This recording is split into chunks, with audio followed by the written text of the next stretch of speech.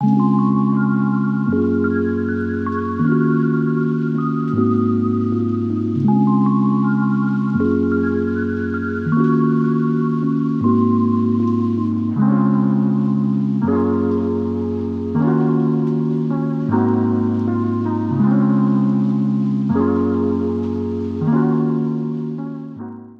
to Crushgasm, the podcast dedicated to the highs and lows of crushes. From their first to their worst, we're going to cover them all with a cascade of characters, including our guest today, a true boss man, Victor, an event host, motivational speaker, and the man behind the Liquor Talk podcast, who is here to talk not only about that, but also an online crush. Victor, how are you? I'm doing good. Doing wonderful. I'm grateful to be on. Glad you having me on. You're my first guest appearance I'm making during season 6 of Liquor Talk, so I appreciate it. Well, we'll get more to Liquor Talk in a minute. Well, actually, no. Before we dial up and talk about this online crush, can you tell people where they can find you and your show? They can find Liquor Talk wherever they get the podcast at. If you want me, it's Groovy Jones on Twitter and Instagram. If you want the podcast as well, it's Liquor Talk Podcast on Instagram as well. That's wherever you get your podcasts at. Also, we're everywhere. Alrighty, well, we'll also have that information below, but let's get to this crush, because this crush, actually, you guys went to high school together, but you were a year ahead of her. Did the grade difference make it so that you two never really, crossed paths while you were in school, or were you two just in, different cliques? What was that about?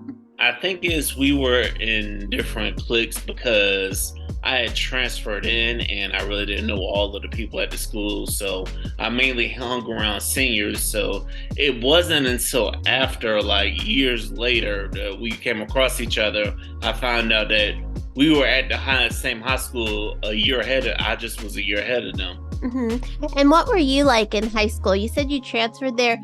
Was it your senior year you transferred? It was my junior year I transferred. So, of course, junior year, I was quiet, kind of shy. I really didn't know anybody. I played football, but then I suffered a concussion, and then I was done with it. I was like, it ain't worth it. But if I could go back in time, I would have told myself to stick it out, you know what I'm saying? So, but I was always about, working at the movies and stuff and trying to figure out what college am I going to go to, because my mom was hell-bent on forcing college down my throat. But, we all say this, if we'd known what we know now, things would have been totally different. Oh my God, if I would have known what I know now, I actually wouldn't have gone to college at all. I think for me, it was a waste of my time. I got a degree and it was so general. I think I've used my degree twice to get a job, I think I've used it probably about the same. Don't get me wrong, I enjoyed my experience at FAMU, but it's I think I think I used my degree maybe once or twice. Mm-hmm. It's kind of I wish I would have discovered that I like cooking a lot earlier. I would have went to pastry school right out of high school. But live and let live. Past is the past. But we're gonna fast forward to after graduation, because you and your crush, we're calling Precious, you started following one another on Twitter. Who followed who first? I think she followed me first. Were you did you instantly know who it was? The only thing I saw about her was I think her face it looked familiar. Maybe we had some common followers, so I went ahead and followed her. Then I think she started noticing my tweets first, and then once I started noticing her liking my stuff, I was like, oh, I gotta check out who this is. And I'm like, oh, okay, she looked really good. Of course, in her header it says I don't reply to DMs, so I'm like, damn. Oh.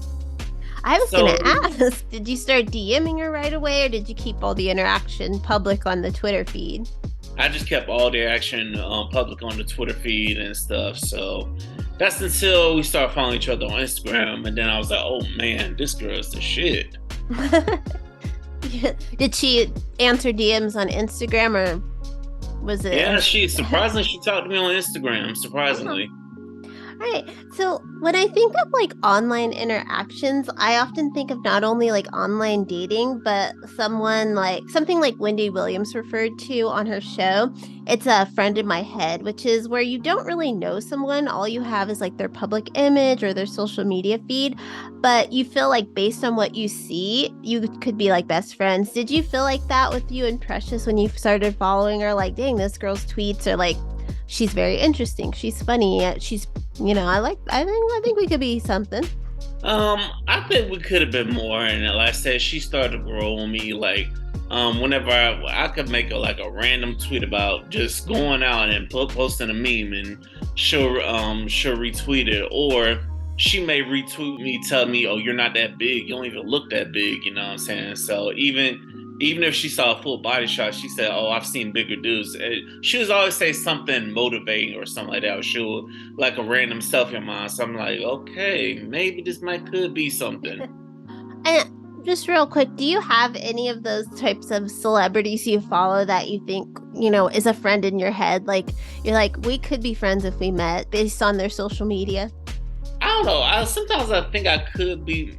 This is gonna sound controversial. Back when he was tweeting, I said I could be a friend with Kanye. You know what I'm saying? I could be that lifeline for him to be like, cause he wilding out, and I could be that lifeline. Cause sometimes I feel his pain and stuff. So I look at his tweets. I'm like, okay, I could probably be good friends with him, or even an athlete like a LeBron James. That's somebody that keeps it real. So Yeah, I think everybody has at least one or two of those where you're like, if only we could meet, we would be like best friends for life. So Kanye and LeBron, not bad friends to have. Maybe Kanye not so much anymore. He's going through some things, but you'd be there for him, like your crush was motivating you with the memes and everything. But before we talk more about the crush, I want to stick with social media for a second because it's a wild place. Do you think that it's sort of like a trap to fall for someone's like online persona before like knowing the truth of them? Yeah, it's definitely a trap. It's easier to catch somebody now than it was years ago, because I don't know if you saw this documentary on Netflix about Manti Te'o, and he talked about the fake girlfriend thing. It turned out Oh, it was the dude running that page. that was like I remember when that story came out. I didn't know there was a documentary. I'm gonna jot that down to watch later because I love a good documentary. But yeah, I remember when that story broke. That was insane. I felt so bad for him. I did too, and I'm like, bruh, like, how in the world did you get played like this? But then I'm thinking back to like 2010, 2011, like, we didn't have everything developed yet, and no, we didn't have all the technology we have. It was still everything was still in under development, so I could probably see how someone could pull it off. I mean, it's still happening though. Did you see the story of that woman who gave like $10,000 to someone she thought was the like older kid from Stranger Things? I was like, girl, she like left her husband and her children and thought she was gonna run away with this guy, gave this person 10 grand, and that just happened recently. So people are still falling victim. Yes, they are, and I'm just like, what are you? Did Catfish not teach her anything? I know. You like why would somebody on a hit TV series need $10,000 from some random person in Iowa, Nebraska, wherever this woman was? But Yeah. it's If someone starts asking me for money, I automatically my tends automatically go up. Like, if we haven't met in person, you asking me for money, or we haven't FaceTimed and you're asking me for money, my red flags automatically go up. Like, let me stop talking to this person. like a blue light special at Kmart. So woo, woo, woo, like no. Yeah, Also like a good documentary, The Tinder Swindler. That guy who got multiple women to just fund this lavish lifestyle overseas. That one was a good documentary. Suggest. that one, it showed me that some women can be just as stupid as men. That's what I was saying. I was like, every single one of you, how? But oh my, you say it couldn't be you, but I really don't think that could be me. No, no, no, no. Hell, No. I know it couldn't be me, because I'd be like, what the hell? I also don't have that much money to give you. Like what? What, same- That's we get another that fact. much. It's like you're Same here. asking the wrong person, buddy. Yeah, if you need that much money, you might need to go find a job or go make a GoFundMe page. Yeah, because you ain't gonna find it here, not in this bank account. But back to the crush, because you two actually took things off Twitter and eventually you started to record some podcast episodes together. Did you have any like anxieties before you first like vocally spoke to her? I did, and this is where my little sister comes to play. I'll give her credit. She was motivate me to go ahead and do this because the first time we recorded together, she put me on this podcast app called Anchor, and I'll give her credit because once I found out about Anchor, that's when the floodgates really opened with Liquor Talk, with bringing guests on in different places and stuff. Because for a while, I was like, how am I gonna do this with nobody in the city? But then she showed me Anchor and we played around with Anchor, and I'm like, I figured it out, and that's what busted the floodgates open with me having guests on the podcast. So I do give her flowers on that. If she hadn't put me on the Anchor, a lot of guests wouldn't have came on at first before I got a laptop, But then once I got a laptop, that's when I started making things happen on StreamYard. But getting back to the anxiety, my sister kind of hyped me up and pepped me up to talk to her. So I was a little kind of nervous. So yeah. And eventually this girl, she appeared on your show. You guys talked. She proved to be a good guest. And she went on to write a book that you noted she sort of said you inspired her to start. What type of book was it?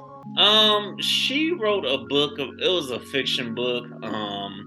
Like I said, I'm not gonna give too many details about the book, but the fiction book came on years later. But she mentioned to me that she said that watching me do my podcast inspired her to start her podcast. So that's kind of how that came to be, and then we kind of started trading guest appearances and stuff on the podcast.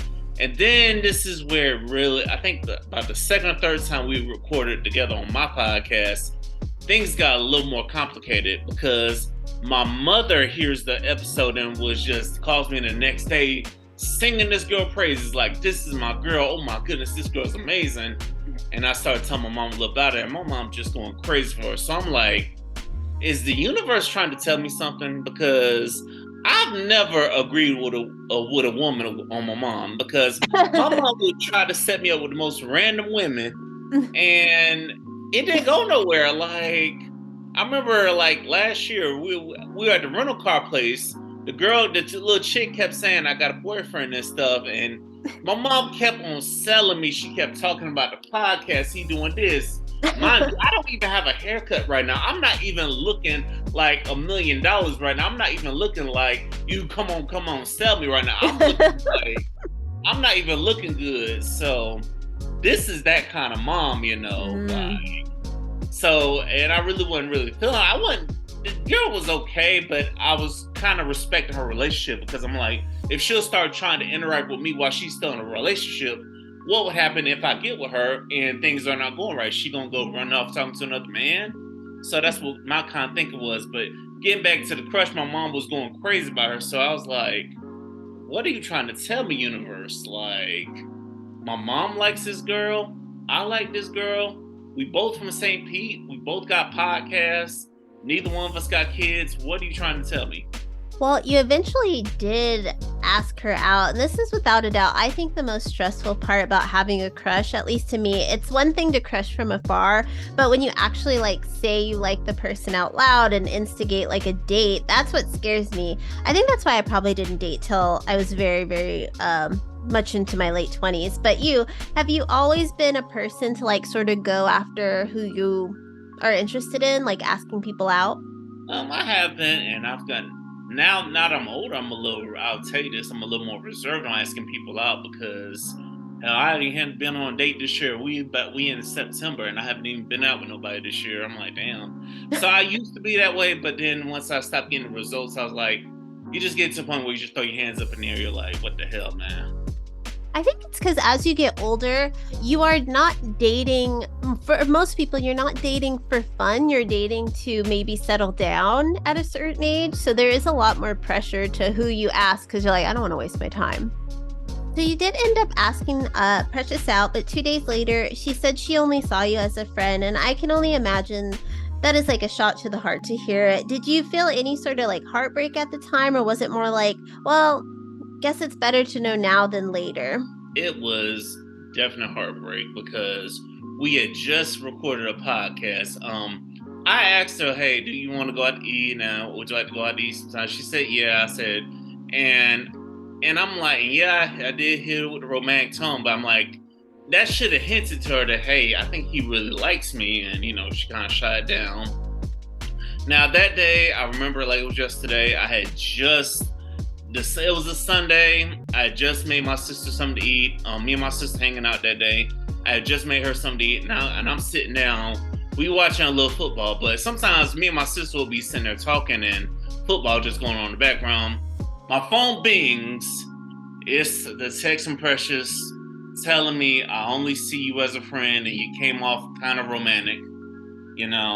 I thought I was about to lose it, but thank thank God for my sister being there. I was really gonna lose and just go off and just go on a social media tangent because I'm just like, at one point you're like, you just feel like and the way I was gonna go off, it wasn't even about her. It was just about my luck with women in general. Like, at some point I'm like, when am I gonna catch a break? Because I'm seeing all these other sorry people, men with multiple felonies, multiple baby daddies, men probably living in their mama's house or something like that. Men probably ain't even doing nothing for their lives. They all winning, and I'm out here grinding, but I can't get one person to show me some love. And that kind of felt like depressing, and it really felt bad. But I feel like I got respect for Precious because she didn't waste my time, because I know some women, they will use a man that they don't even like, you know what I'm saying? They will try to suck them dry for everything, and knowing that really don't like him. Meanwhile, another person probably getting what they want, you know what I'm saying, without doing nothing. So it's like, I respect her from that standpoint, but then it was just like, I can't even look at her the same way, because it's like, I even wanted to bring it back onto the podcast, but I was like, and you're gonna see how I do my podcast shortly, but it's just like, I don't know if I can get myself up to bring her on and talk to her about her book or talk to her about her vision and stuff, Mm-hmm. So it is hard to be like rejected like that. Like I said, I think that's why I didn't date till I was much older, because I was just like, I can't deal with that. It's also why like I do this podcast and I talk about crushes from like elementary school through my whole life, but I won't say their name because I'm like still like, I'm almost 40 and I'm like, well, they can't know that I like them back in kindergarten. That's embarrassing. Wow, yeah. I'm like, because it is scary to think like, or, what if they listen and they're like, well, I never liked you. I would be crushed all these years later still to just know that. But it's like you'll be crushed, but sometimes the way I've been handled and it's the way I've been treated over the years, not to have a pity party for myself, but sometimes I'm just like, at this point, it's whatever. You just throwing your heads up in there. You're like, it's whatever, It's like you tell yourself you're still going. You're still going. You're still alive. So. Mm-hmm, mm-hmm. As one of my favorite songs says, as long as the world spins around, like you're gonna do okay. You just gotta have another day. But did you already have like the date planned in your head when you asked her, and did that make it worse? Yes, I had the date planned because in my head I was gonna take her to a nice place. Like, if you see my personal Instagram, I go to nice restaurants. Like, I was gonna take her to a restaurant that I post on Instagram, not like one of them chain restaurants. You know what I'm saying? Not something basic. I was gonna step up. I was gonna get her. She said she ain't never had a man give her flowers. I was gonna have the flowers, the chocolates, all that. I was willing to shove the chips. I was willing to go all in, because I'm like, it feels like this girl, when I talk to her and we have great podcasts together, like, it feels like we have good chemistry together, which is something my mama noted. And I think that's what really hyped it up. Like, having somebody my mom was really endorsing, that's what kind of hyped this crush up. Mm-hmm. You were not going to take her to Applebee's or Chili's. You were going for the stars. Yes, I was going for the stars. I knew a couple of nice places by the water. Oh. Yeah, and I knew she liked lamb chops. I knew a couple good places by the water. We could talk.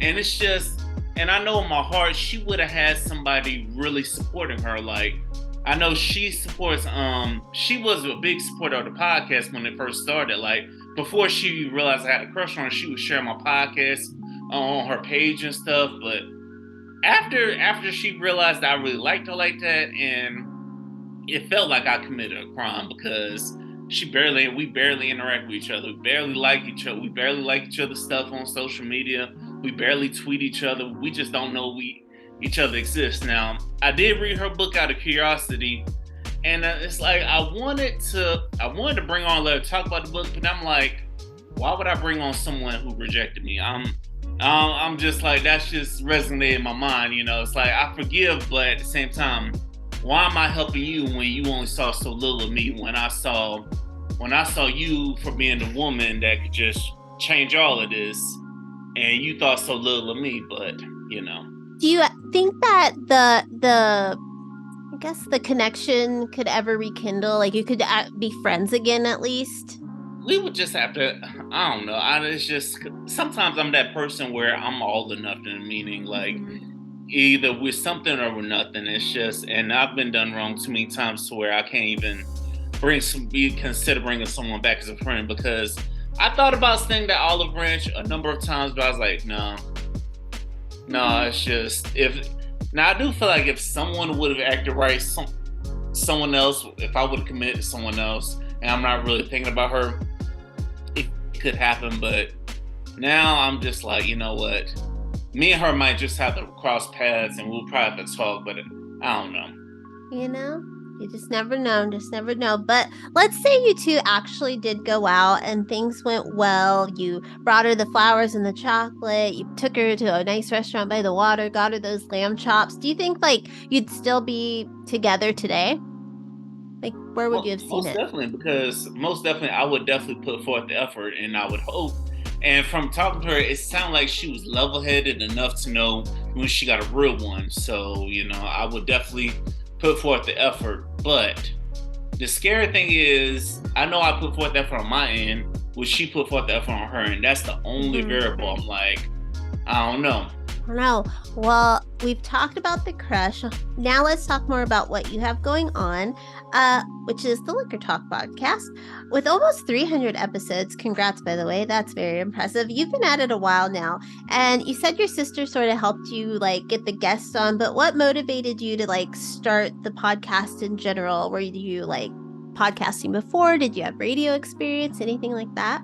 This is where college comes into play, because I did go to school for communications and journalism, and it's like, the radio industry and the multimedia industry is very hard to get into, and it's like, I know I had the voice for it, and I just needed an outlet. So that's why my last year at FAMU, and I just was drinking, and I've been having these thoughts on my mind, and I started expressing them on Snapchat, and people were agreeing with them. And then a couple of years later, a friend of mine took me. I watched a former friend record a podcast, and I'm like, wow, it's just that simple. So that's how we started Liquor Talk. It started off the first 2 seasons had a co-host, but then halfway during season 2, I think it was like after episode 100, I just became a one-man wrecking crew, just bringing different guests on and stuff and letting them tell their story. I've had some regulars on. I've had some guests returning on who I could count on that we're gonna get an episode done, and that's another thing that kind of stings about me and my crush, because she had a podcast as well, and I was sharing her things as well, and it's just, we could have had a night where we did both each other's podcasts, went live on Instagram for a little while, and then went out on town and went for a date night, and we could have really been supporting each other. Could have been podcast royalty, king and queen over there. Yes, king and queen, all to me, because she's also like a blogger as well.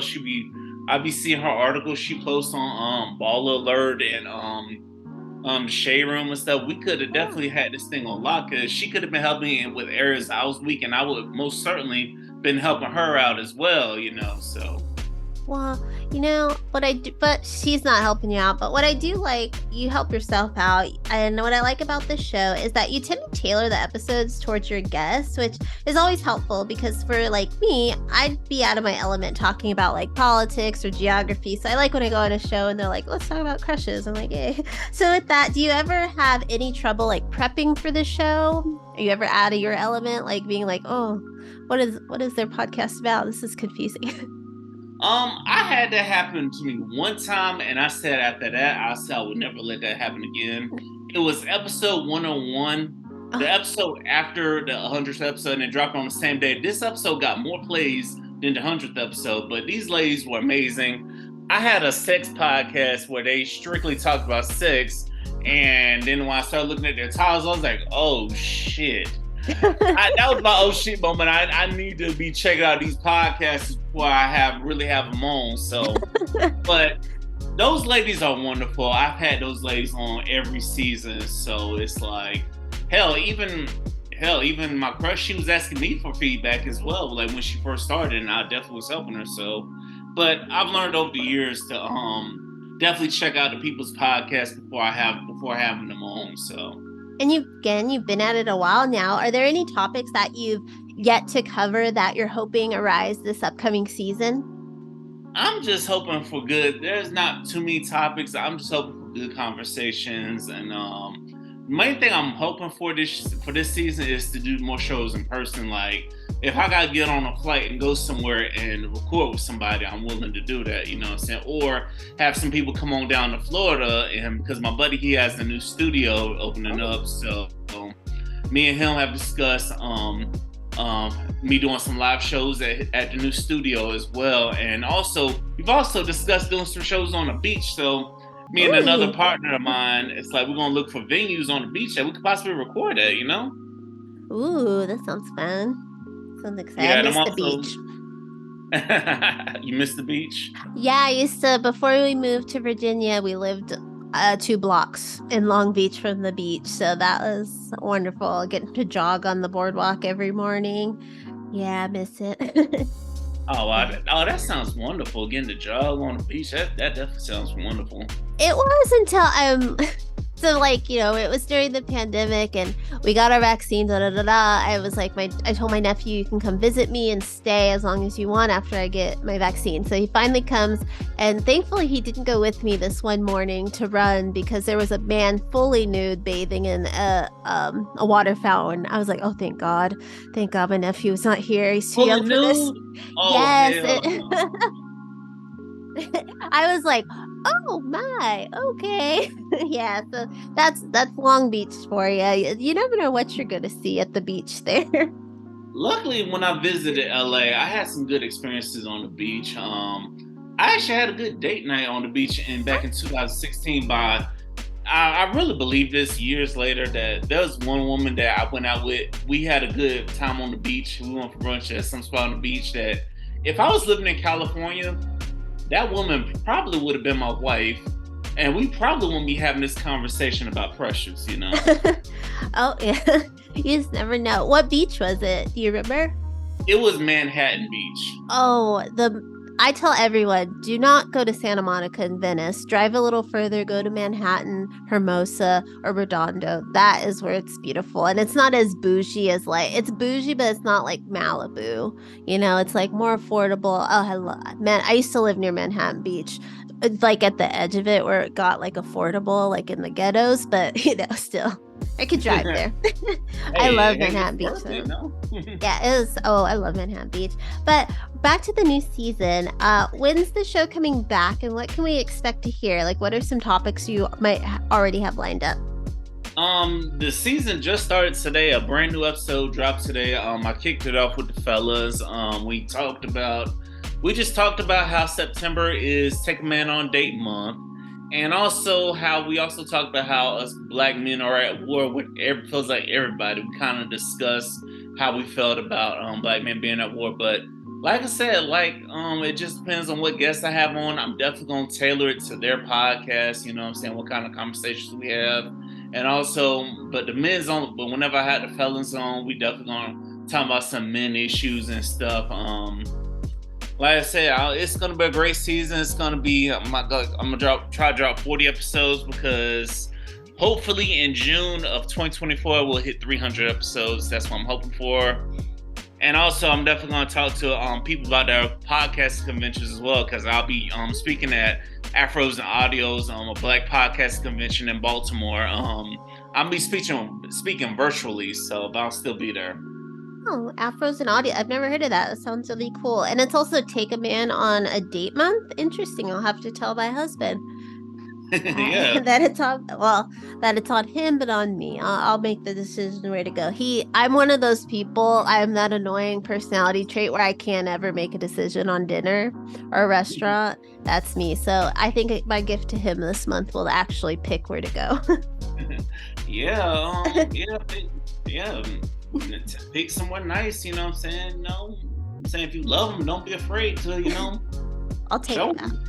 So before we sign off, I wanted to do a quick speed round based on life and liquor. So you're going to tell me the perfect drink for the following scenarios, okay? Okay. All right. So after a long day at work. Long day at work, I will go with. It just depends on how it is. Sometimes I'll probably go with.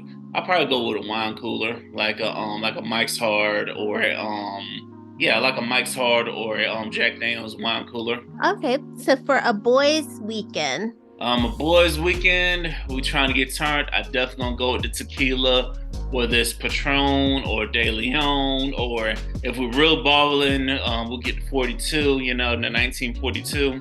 My mom recently, in the past few years, she never really drank when I was little, but the past few years she's retired now, really got into Patron, but with Tang, the orange, powder, so we call it her Tanquilas. We're from a trailer park. That's just her drink of choice. So, yeah. So, a drink for when you're at a family get together. A drink for when I'm at a family get together.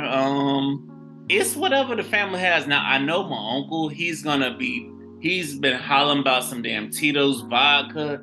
So I will probably, if he got some vodka, I'm probably gonna go get a cup from him since he's steady hollering, always bragging about this damn Tito's. So I'm like, all these brands of vodka, you keep hollering at me about some damn Tito's. So maybe he's like a low-key Tito's influencer or something. He's all sponsored ad on Instagram. Very funny. Maybe he does. Maybe. We're moving on. A perfect drink for a first date. A perfect drink for a first date. It definitely depends on her. Now if she tells me she doesn't drink, I'm gonna be respectful and just chill. But if she want to throw them back, I would definitely go with a good mixed drink. You know what I'm saying? Just go with like a whatever's on the menu. Like, or sometimes it just depends on who it is. Like, if I really like you, I really could cut loose and stuff, I might go for a Long Island iced tea, or I might just go for something simple like a Crown on the Rocks. You know what I'm saying? Something simple. Like a well drink. Something. Yeah. All right. And lastly, when you're just podcasting and chilling. When I'm just podcasting and chilling, it fluctuates. Some months I might be on the dark liquor, and then some months I'm on the white liquor. You know what I'm saying? Now this month, I'm on a little tequila to start off this month, but next month it may be dark liquor. You know what I'm saying? So it rotates. It definitely rotates because I want to expand all the liquors. Not just one. Okay, you're an opportunist of the liquors. Yeah. So lastly, can you remind people where they can find you and your podcast online? If you want to find me, you can find me on Twitter and Instagram at Real V Jones. If you want the podcast, it's Instagram, Liquor Talk Podcast, Facebook, Liquor Talk. If you want the podcast, it's just Liquor Talk Podcast on all your platforms, wherever you get your platforms at, wherever you get your podcasts at, we're everywhere. Well, Victor, thank you so much for taking the time to talk to me today about your online crush. And everyone, you can find all that information below. And until next time, as always, keep crushing it. Crushgasm is part of the I Did Not Make These Rankings podcast network, alongside some other pretty cool shows, including An Evening at the Movies, Crime, Rewind, Literature Reapers, Love is Black, Masturbators, Men Are the Prize, and The Sip List. You can find all of us and more over at idnmtrpodcastnetwork.com.